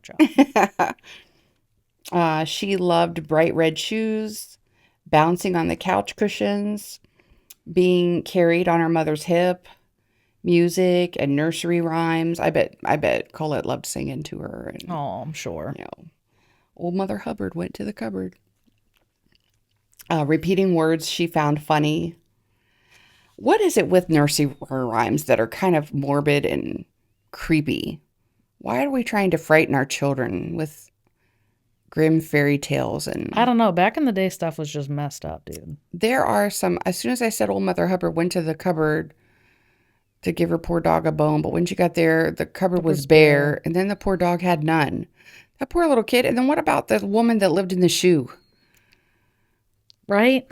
She had so The many struggle. children, she didn't know what to do, and she whipped them and did something else to them and sent them to bed. She whipped Stop. them all soundly and sent them to bed. Right. Stop crying about being hungry. Just go the fuck to sleep. Yeah. It was kind of morbid. I don't know. And what is the one about Ring Around the Rosies actually about? Yeah, that was about Malaria? No. Scarlet fever? Something like that. something like that. Some sort of something. Yeah. Like they used to tell you to put flowers in your pocket, something in your pocket. It was supposed to help. And then they had to burn you because your body was contaminated. And then ashes. We all fall fall down. Yeah. Just creepy. And what about the Maybe that's the best. Grundy died on Monday. Buried on Tuesday. It's creepy. But kids love it. I don't know. Maybe that's just how they used to cope back then. Like if your mom died of scarlet fever or something and you're like, oh, just ring around the rosy. Like, I don't know. I'm just trying to find a silver lining. I don't know. Maybe people's just fucked up. I mean, we just allowed it and we just read this stuff to our kids like it was normal. Instead, it's putting weird ideas in Maybe their that's head. why I'm such a creep, dude. Maybe Could that's be. why. I mean, I fell for it. I bought the such books. a creep. I've read you all the things. And I love creepy shit. Oh, Could be. yeah. A little bit of creepiness never hurt. Here we are talking about a family being brutally murdered. Right. You're never going to let me live that down, are you? Probably not. All right. Probably not. Well, and she loved repeating words that she found funny. Like brutality. Yeah, she sounds like you. Family friends said she was a little ball of sunshine. Lively, curious, and full of personality. Oh. The two girls were very close and spent most of their days together, and Kimberly acted as a little mother to Kristen, especially when Colette was tired during her pregnancy. At age 2, Kristen was in the developmental stage where she needed constant reassurance. She was prone to nighttime wake-ups. She feared being alone in the dark. Yeah. She relied heavily on Colette for safety. And that's one of the things that makes the brutality of her murder especially jarring. Yeah. As for the unborn baby, Colette was 5 months pregnant, and she was excited, but also overwhelmed. Did they know at the time that it was a boy? Or did that know. come out afterwards? Yeah, they came out with the name. They did come out. Okay, so the name had been picked. They knew for sure it was a boy. Well, it says they planned to name him Jeffrey Jr., but maybe they had a name picked for a girl too. Okay. Maybe I just wondered. Maybe they didn't know it was a boy until after she was killed in the autopsy. But everything that came out made it seem like they knew ahead of time that it was going to be a boy. But I'm trying to think if they had that technology back then. Did they have ultrasounds? Like, how would they know? In 1970, did they have ultrasounds? I don't know. I'll have to Google that. I certainly don't know. I'm trying to remember, like, when Grandma was pregnant with Dad in 68, if she knew, because she had, like, it was a high-risk pregnancy, and they were doing more checks and stuff on her, and we'll have to look that up. Do you guys know when did ultrasound technology become available? Yeah, I don't know. Like universally available. Well, and they were on a military base, and I don't know back then if that meant that the care was better or worse. But I have no idea about that. I would think it would be pretty good. I would think they'd have good care. Yeah, especially if he was a surgeon. Yeah, and he works at a hospital as well. Yeah. So, interesting. We'll have to look that up. I just wondered, just because we kept calling the baby Jeffrey, and I was just wondering if that was like the autopsy determined, so we named. And see, I didn't even think of that because I'm so used to people knowing ahead of time now that it's, the 21st century. But back then, maybe they didn't know. I have to fucking Google it. Now I have to know. All right, you keep talking. I'm going to look that up. All right. Well, she wrote in her diary that she was worried about handling 3 children alone. It's a lot. I know. 2 children, 1 child alone is a lot. After Lindsay was born, I had thought that I want to have another kid quickly. Mm-hmm. And after Lindsay was born, like that first year, I was like, I don't know that I'm going to be able to have another kid. I don't know that I can do this. It felt like I went from 1 to 5. Like the change in the schedule and the coordinating and the packing to go. When Lindsay was born? 4. Okay. Still pretty young. Yeah. Out of diapers, so not quite as... But such a good girl and so independent. And still pretty independent. I mean, Very daycare smart, and very dance smart. already. Yeah, And, you know, yeah. we were doing things, and You were doing a lot. And then to have a baby on top of that is a lot. it was just like, what, like it rocked my world. And then you were involved in her schooling. I was heavily involved in the Aubrey PTA, school, all of that stuff. or Yeah. PTO. PTO, yeah. So, like, to go, it was nerve-wracking. And then Lindsay got to an age where communication became better, and she was able, like, I knew her, and she started to calm down. She only wanted you in the beginning. So Oh, you yeah, didn't no, even, you she couldn't wouldn't have go help. to anyone. She would not go to anyone. Screamed, right? She wouldn't sleep unless I was holding her. Yeah. Would not sleep, would scream until she threw up, and then scream some more. Lose her voice. She was stubborn. Yeah. Just She wanted you, and that was all there was going to be. No. So the first year of her life was me holding her. Yeah. Every second of every day. And we didn't have a huge support system, so it wasn't even like I could, like, try to, like, face Courtney her and I out. were estranged at the time. Yeah. We've gone through a lot of counseling to rebuild our relationship, and Yeah, so I didn't have a mama to help, and Dad doesn't like kids. Dad didn't like his own kids. He didn't want grandkids. we didn't right. We didn't get We didn't start talking again until I was pregnant Lindsay. with Harvey. You were pregnant with Harvey. Lindsay was three, Two turning 3. 2 turning 3. She turned And 3 I got in to meet her then, September. and she was so great. She's funny. She just But I missed out on the cute little baby things. yeah. So I didn't really have anybody that helped me No, with the kids. it was all you. And before with just Aubrey, I didn't even need it anyways. I didn't even realize that I didn't have help. But with Lindsay, I desperately needed help, and I didn't have any. So she, like, her clinginess was only worse because I didn't even have anyone to be like, here, like, teach her that it's okay to, like, be away from me. Right. So anyways, the transition, I had to get to a stage where I had to, like, be real with myself. Like, I really want another baby. Can I handle another baby? Like, do I have my shit on lock to, like, okay, I can do this. And yeah, it took 2.5 years for me to be like, okay, Now you're ready. I think I can do this.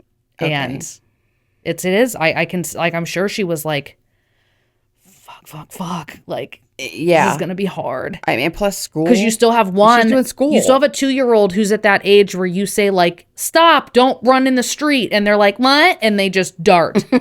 But you've got a baby that you can't just leave either. And, you know, you think the 5-year-old's probably good enough to Kimberly's listen. going to help because she was the little would hope so. mommy. But it's nerve-wracking. You go to the grocery store, and what if the 2-year-old needs to go to the bathroom? Right. But you have a baby that's in a car hard seat work. and another one that wanders. Like, you do have to coordinate so differently. I'm sure she was, like, mentally, like, She was overwhelmed. yeah. Yeah.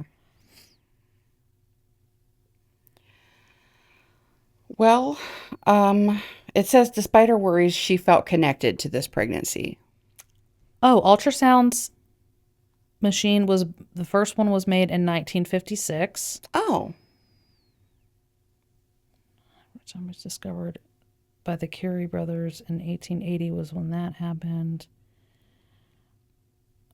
The commercial availability of ultrasound devices grows significantly, and the introduction of the grayscale and real-time imaging further improves the technology and its applications, and that was 1960s. Oh, okay. So yeah, she could might have very been well able have to known that she was having boy.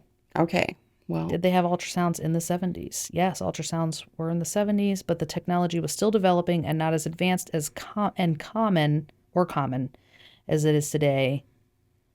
But yeah, absolutely. okay. Okay. Hey, look. Cool. Thank you, Google. I love Google. Okay, Google. All right. Well, now we move into the investigation. You keep talking. I'm going to check the visual while you're talking. Go ahead. I'm going to take a break. Oh, okay. Well, Cut. let's take a break instead. It is. Okay. Okie dokie. We'll talk about the military base. It's different, or I'm sorry, the investigation. The military base is different from the rest of the state. So the state didn't investigate. It's called the CID, the Criminal Investigative Agency of the Army. It's a division of Army Police. Yeah, what's that show that my grandma watches all the time? And it's Navy, NCIS. Oh, okay. It's the same thing. Naval crime scene. I don't know. Oh, okay. CIS. I don't know. But it's this. They have their own policing unit, Yes. investigatory unit within. That makes sense. So the murders happened on federal property, not state land. The MacDonald family lived in off-base Army housing at Fort Bragg, which is considered federal jurisdiction. And that means the land is not governed by North Carolina criminal courts. Did you know that? Even the courts don't even deal with that. No. The buildings are not state controlled, and civilian police do not investigate crimes there. Federal land equals it was a federal case from day one. So the state simply had no authority to bring charges. Right. The U.S. Army had primary jurisdiction because Jeff was an active duty officer. At the time of the murders, Jeff was an Army captain, and he was assigned to the Green Berets, and he was a practicing military physician. So crimes committed on federal installations fall under military authority, and it's called a military Article 32 hearing. It says it's similar to a grand jury, Okay. if you know what that is. Yeah. Okay. So I guess that's like where they see if there's enough evidence to bring somebody to trial. Yeah. Okay. That makes sense. I assume if it's like a grand jury hearing, then yes, that's what it would. Okay. Well, it says the Army handled the case and they conducted an extensive CID investigation, the full Article 32 hearing. They did witness interviews. They did forensic analysis, though it would be considered flawed by today's standards because this was the 70s. Right. They couldn't find anyone matching the descriptions of the attackers. Jeff has stated that there were a lot of drug-seeking people that would come to him as a physician seeking, painkillers and drugs that he would turn down. And he said they could have targeted him. They thought he said, like, they're pissed off at me because I wouldn't let them get drugs and I wouldn't help them the way they wanted helped. And yes, that was his thought on it.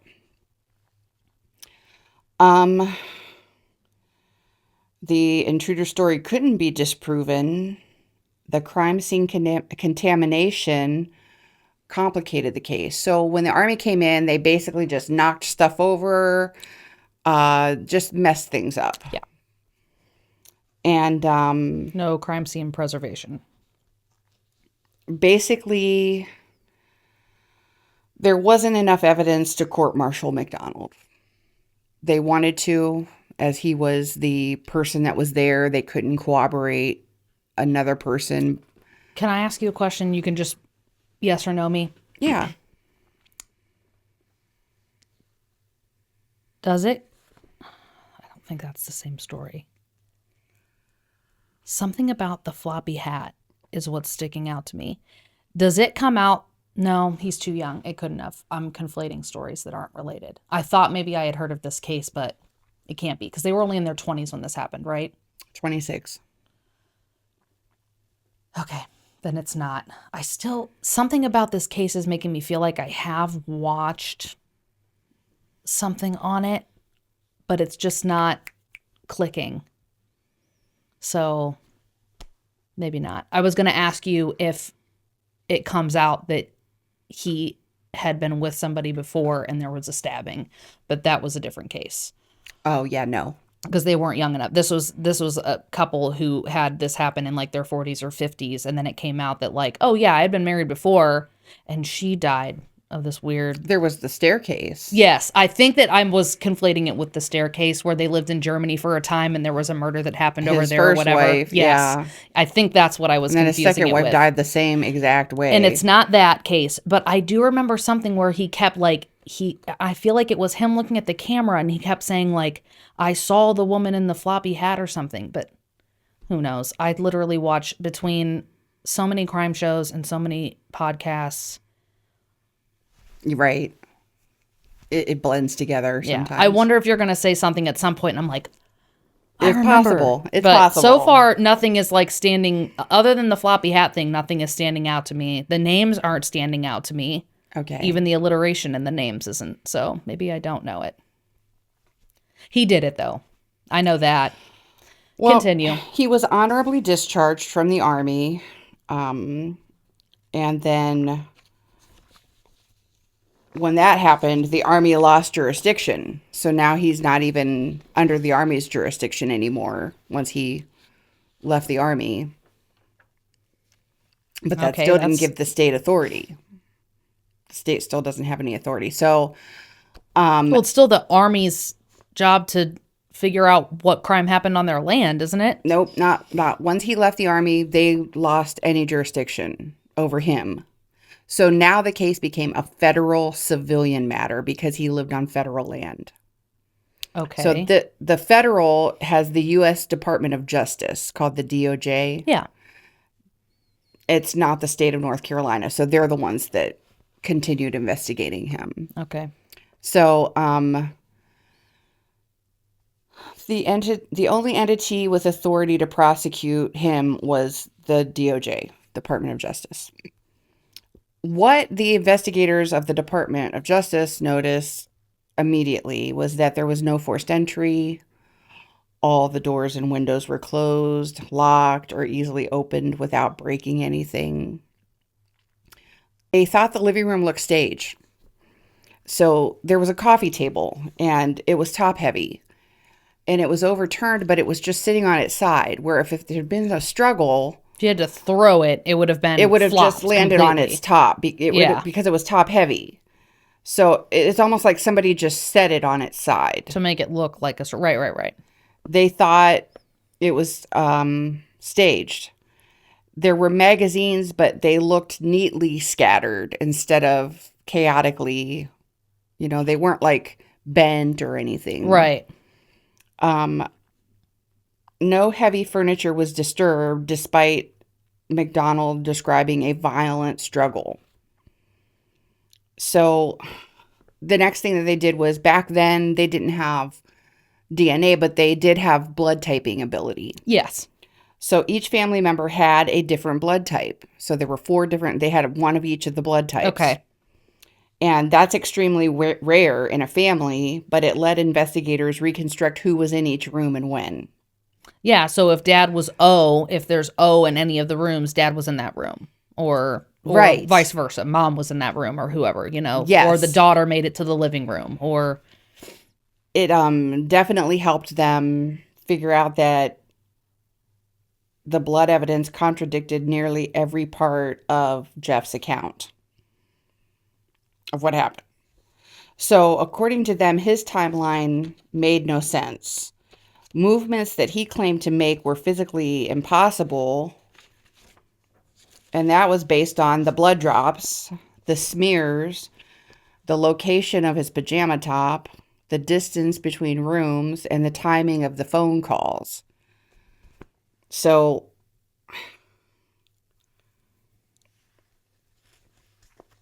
he was asked to take a polygraph, and this examiner named Melvin Paul administered this lie detector test to him. They were not admissible in the hearing of the Army's, like the grand jury, or whatever they call it. The Article 32 hearing. Yeah. So they weren't admissible, but they're used to internally gauge credibility, as we know, and he failed. Big time. Not even a good psycho. The polygrapher said he was deceptive on these critical questions: whether he killed Colette, whether he killed Kimberly, whether he killed Kristen, whether his stories about intruders was true. And he did not pass any of those questions.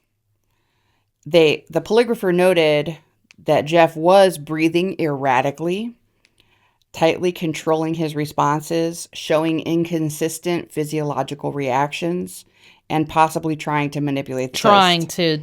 Right. Remember when I told you that my psychology teacher told us how to Yes. beat a polygraph test? No one asked for it yet. I looked for comments for somebody to say, Kelly, teach me how to beat it. And nobody did yet. It's like he was trying to He do was trying that. to. Right. Breathe controlled. I assume that they're going to say breathe controlled. Give a smooth one-word response. That would be my guess. Well, he said he was not truthful during important parts of the examination. So I think there was a lady in a floppy hat. I think it was his girlfriend. I think that was the only part that he was truthful about. they didn't even bring it up in the Article 32 hearing. They just let it go because it was worthless anyways. Yeah, you can't bring it up. It's not admissible. Yeah. But as for Jeff's reaction after the test results came back, he was very defensive, irritated, and dismissive of the examiner, which anybody that was telling the truth would be if it said you were lying. Yeah. Well, yeah. Of course. He claimed the test was flawed, the examiner was incompetent, he was too tired to be tested, and the Army was just out to get him. No. None of that tracks. The Army's not usually out to get their own.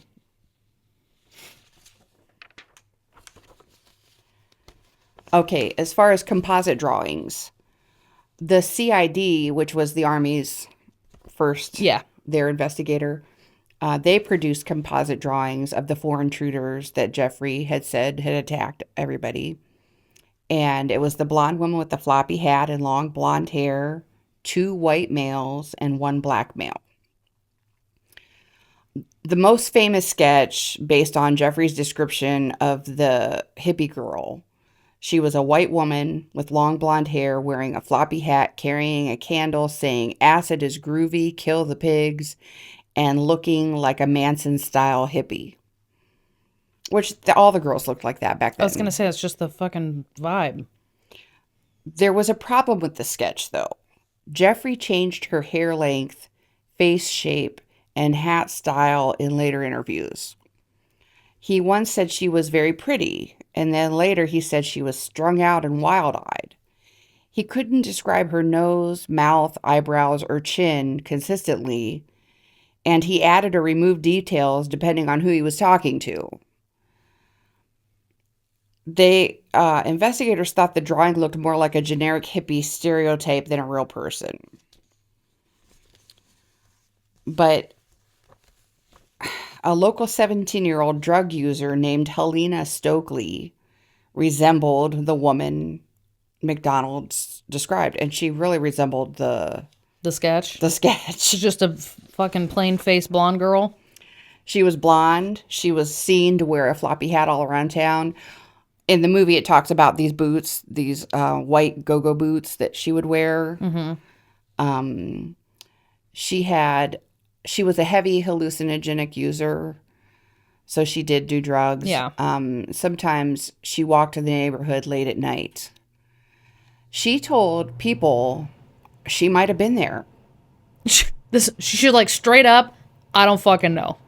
Could have been. She was like, so when she saw the composite, they were showing it around town to people. Have you seen anybody that looks like this? She was like, shit, that looked like me. That's exactly what she said. That looks like me. And she incriminated herself just by being honest. And they said, were you there? And she said, I might have been. I don't know.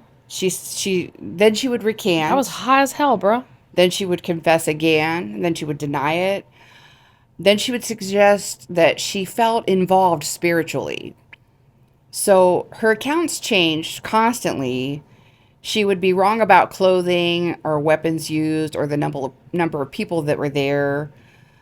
And then she would claim that she wasn't there at all. And it wasn't her. But then she would say she might have been there. Yeah, it probably depends on how fucking strung out she was or sober. And also feeling probably like guilt, like, shit, the police are really coming down on me. They have this sketch of me. It looks like me. They're saying that I was there and I don't remember jack shit. That's pretty much it. So investigators just determined she couldn't be relied upon. I hang out with scumbags. Maybe I was there. I don't know. Like, The Jeffrey's description of the men were extremely vague as well, and that made the sketches nearly useless. He just said one white male. And he's a fucking Green Beret. And he's got no attention to detail to know what the fucking intruders look like. But he's a highly trained military killing machine. Yes. Okay. Which there were no distinctive facial features, no scars, freckles, marks, or identifiers. It was as though they were made from thin air feeling. And he would say it was dark. It happened fast. And, he just was confused. He just woke up and there were guys there and a woman and it was dark and, it was the middle of the night. There weren't lights on and they blitzed him so quickly and everybody just looked like a shadow figure. So that's why there wasn't any detail. Which, okay, if somebody breaks in and it's dark, you really might not be able to see facial features. Okay. But he remembered this. I guess that would be one thing. Like a blonde chick with a hat. That's all I got before lights out. All right. I'm trying to keep my mind open. Well, the sketches ultimately damaged Jeffrey's credibility because real eyewitnesses typically remember faces and forget accessories. Whereas Jeffrey was the opposite. He remembered the floppy hat, the wax candle, the hair length, and the quote, "Acid's groovy, kill the pigs." Really? They say that typical eyewitnesses would remember a no shape more than... Yeah, it gets imprinted. If you're traumatized, it gets imprinted. Oh, okay. Yeah. Because I'm thinking if a group of people walked through here, I would remember identifiers. That's what I would remember, I would think. I feel but, I'm not... If they say that in a trauma state that your brain focuses differently, I believe that too. I mean, that, like I said, I can't believe that a Green Beret wouldn't remember more detail of something, but... Right. I mean, and he's a smart guy that went to Princeton. I mean, he's a doctor. But what if the lady walked up with the hat that was floppy over her face and a candle? She's saying some weird shit. You just see the hat and the candle. And then a guy clubs him. And he's yeah, that's all I got. Right. Sorry, I'm not a perfect witness. I got hit over the fucking head and then stabbed. Right. But yeah, the mismatch, it says it's a classic indicator of fabrication according to polygraphers, forensic psychologists, and the CID investigators. I mean, I go back to what I originally said was from the rip, I don't like any of this, and it makes sense because he just made those fucking people up. But to play devil's advocate, if it's dark, how are 4 strangers walking around your house? And where did they get... What was the first thing they hit him with? They went to the bed. They snuck past him, went all the way to the bedroom, didn't wake her up, got the fucking bed frame piece, came back to the living room, clubbed him. Or did they just punch him in the head? Him. I think it was just maybe they just punched him or shoved him, and then but somebody went to the kitchen in the meantime because he was stabbed in the chest. You said, right? So I don't know. I'm trying to keep an open mind, but I don't have one. I mean, when you consider how close it was to the Manson murders and how much it resembles that, it just seems completely pointless. Yeah. Just attacking people in a home. When you're trying brutally. To look for reasons for something and there really truly is none like that. But across the coast in a completely different type of environment and near an army base, and I'm going to guess they weren't the only army family living in that area. I'm sure. Nobody else saw... Well, maybe your next episode you'll get into eyewitness, neighborhood. They had to have canvassed the neighbors. The neighbors didn't see... The neighbors in a fucking military area weren't going to notice 4 weirdos walking around. Somebody else would have seen something, And you did say that they couldn't find anybody matching this description, which tells me that they couldn't corroborate besides with Helena Stokely, the neighbors... The woman with the floppy hat. One blonde-haired hippie chick with a floppy hat in 1970. She actually had dark hair, but she wore a blonde wig. Okay. She was known to wear the blonde wig all the time. Okay. Again, You're just describing so many typical Right. youthful That's what they looked like people back then. of the time. Yeah. Yeah. So, yeah, if I was going to throw out some bullshit, I'd be like, oh, average height, 5'11", 6 foot, faded cut, brown hair guy. And like if I was describing someone today, I'd be like, and she had like brown roots but ombre, and she had like the center part and the waves that framed her face and her hair, and she was wearing Ugg boots and yoga pants. Ugg boots and yoga pants. Did I say that right? Did it come out of my mouth right the first time? It did. And I'd be like, go find them. And they would arrest everyone at Target. Right. Like you just said, these plain Yeah. things. Like, Yeah. But again, to play devil's advocate, what if some really generic fuckers did break in and kill your family? And you're like, I'm sorry, they didn't have a distinctive mole. What do you want from me? Like, I wish they fucking did. I wish they had a huge birthmark that said I'm a douche on my face and you could go find them real quick. Right. Like, it would be frustrating if just a regular old potato face motherfucker broke in your house. I know. I mean, what are you going to do? Yeah. And you're like, yeah, sorry, I don't remember more. It was dark and I got hit in the fucking head. I mean, if I had to identify somebody in my Uber, I couldn't, because I turn around and look at them for 2 seconds and say, hi, I'm Kelly. Yeah, and then Nice they to reach meet over you and like, I mean, I don't really see them. Strangle And the it's shit dark out of you. so I barely see any part of their face. yeah, It's just a glance.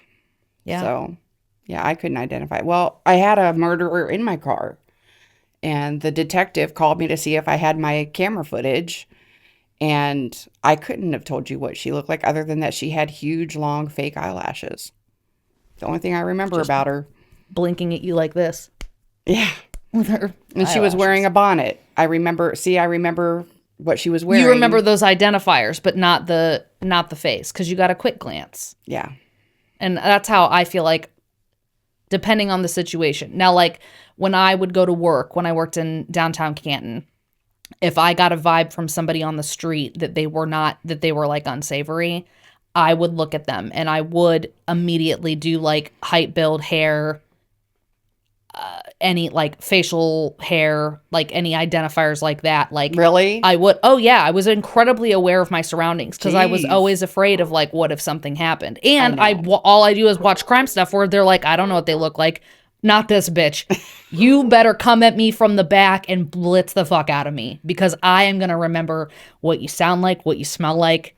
I've watched too many crime shows. Right. I know exactly You're what I gonna need. tear at. They need to check your. I'm gonna bite you. I'm gonna rip your fucking flesh off. There's gonna be your DNA all over me. You're not leaving unscathed. So, yeah, I just degeneration. I just watched too many things to know like how to help the cops. I mean, if you don't know how to get away from away with a crime in this day and age, I thought you were gonna say if you don't know how to get away from a crumb, because that's also true. You better know how to fuck with a crumb if you come at us. and if you are a victim or victimized, then you should know you need to tear hair out. You need to scratch, bite. And I'm not shitting on people who don't do that. And what do I know? Maybe in the moment when adrenaline hits and I'm being attacked, I won't remember to do any of that. I'll freeze. Who knows? I'd like to think I'd be You'd remember. a perfect victim. I know. I'd be like, oh, I got you fucking pegged, motherfucker. I'm going to play dead like a possum, and then I'm going to tell the cops everything. But maybe I'd be like, I don't remember what happened. My brain has completely shut it down. And about 4 years from now, I'm going to wake up one morning and start crying about this, and I'll remember, because I compartmentalize things so well. Oh. So, who knows? That's what happened to me when I picked up those people to drive them to New York, and we stopped at the apartment building, and the guy opened my door and started chasing my rider around the car. And I called 911 on my Siri. And your 911 op was so feisty with the bitch that was yelling in the background. Kept saying, my other rider kept saying, hang up. And my dispatcher kept saying, don't hang up. And yelling at her. The lady in the background that was the accomplice, or that was with the criminal, didn't get drug out of the car. And she was like, drive. And mom was like, no, I'm not going to do that. Like, and then mom calls 911 and the operator's trying to talk to mom and this bitch in the back is running her mouth. Hang up. Hang up. And the operator was like, no, don't hang up. And then he would ask mom a question and this lady would interject and he'd be like, oh, I'm sorry. I don't think I was speaking to you. Like he would like pipe in with like the bitch sit down. Like I was so afraid, shocked. Just some guy just came up to the car and started and opened my car door and the rear car door to accost my rider, and the rider scooted out the other door, and then this other guy started chasing him around my car. The female's out, she's yelling and making noise. The other guy gets back in my car and he's like, drive. And I'm like, I'm not leaving her. And my doors are open. I kept trying to lock the doors, but when they're open, they won't lock. And because of the way my Honda is set up. But the dispatcher, I was like, okay, I'm going to pull away from here because I don't know if this accoster guy is going to come back with guns. So I am going to drive away. And the dispatcher was like, that's fine. What kind of a car are you driving? And I said, I have no idea. She said, I don't know. She did. She sounded just fogged. Like, if they would have asked her name and she was like, I'm not quite sure, I would have believed, like, she did not sound like herself because she had the whole thing on camera. And so she played it for us. And yeah, she just was like, she was like, what kind of car do you drive? She looked over her shoulder. She's just driving like this. Like just fucking, just deadpan, like just. I was trying to be calm. Like not like, and you did look calm, but you looked unnaturally calm. And because my brain wasn't working and they wanted to know what kind of car I drive. And it's a Honda CRV. I couldn't have told you that if you'd have hit me over the head if I wasn't going to tell you. I said, it's silver. And the dispatcher felt bad for me. She was like, it's okay. We can see you on the GPS. And my riders both got out of the car and ran away. They were so upset with me for calling the police. So, yeah, it's the whole thing. But yeah. All right. Well, that's my conclusion of this week's part one. Part one of this Jeffrey MacDonald. How is this going to be 3 parts? Because I already told you he did it. It's 3 parts. Oh. It's got a lot. There's a lot more. So you want to tune in. So Thursday is going to be part 2. We're going to talk about what Jeff did after the slaughter of his family happened. We're going to talk about Colette's stepfather. His name was Freddie Kassab. And he stepped up his own personal investigation because... Well, who the fuck else was? The Army was like, well, the Army was done. Dude's out. And, Federal wasn't doing anything. And if it stops getting pressed, like if nobody's pressing the Army, like you know...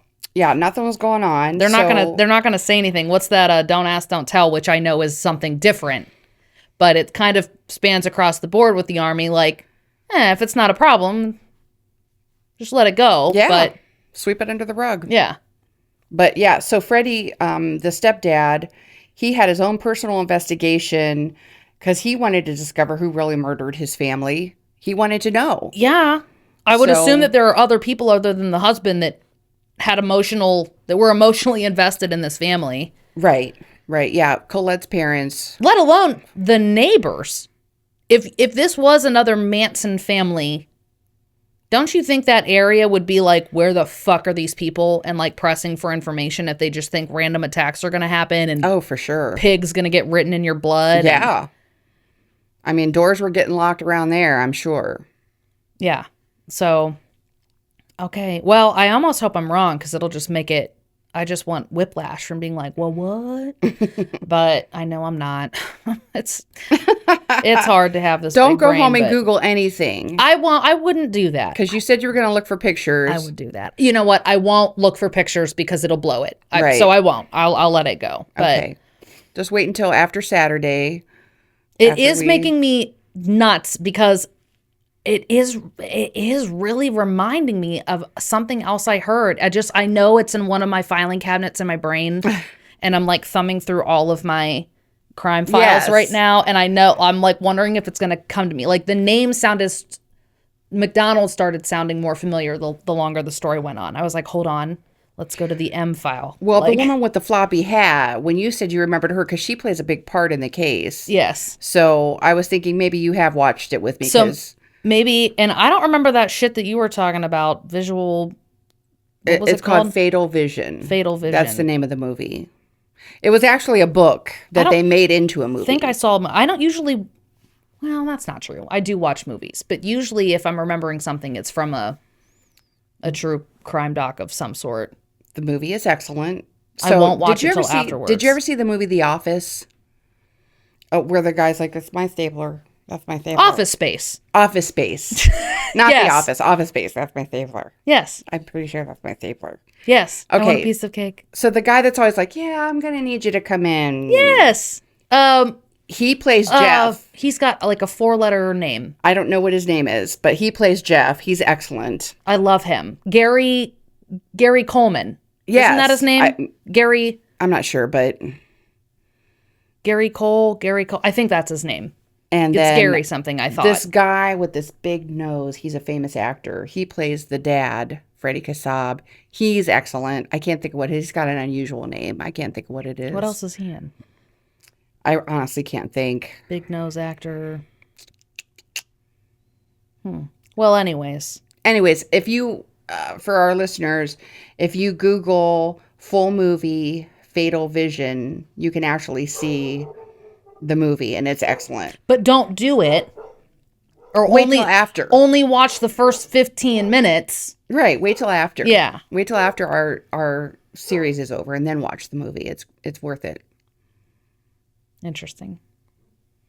Well, thanks for being here with me, my darling daughter. Absolutely. Thanks to our viewers. We really appreciate your views and your likes and your comments. Yes, don't forget to subscribe to our channel so you get updates when we post our new videos and you'd be the first to know. And if you subscribe, you're my best friend. Need I say more? No. What more could you want? Yeah, so do that. Subscribe. I would subscribe. Thank you, guys. Right. We'll see you next time. Thanks. Bye. Bye.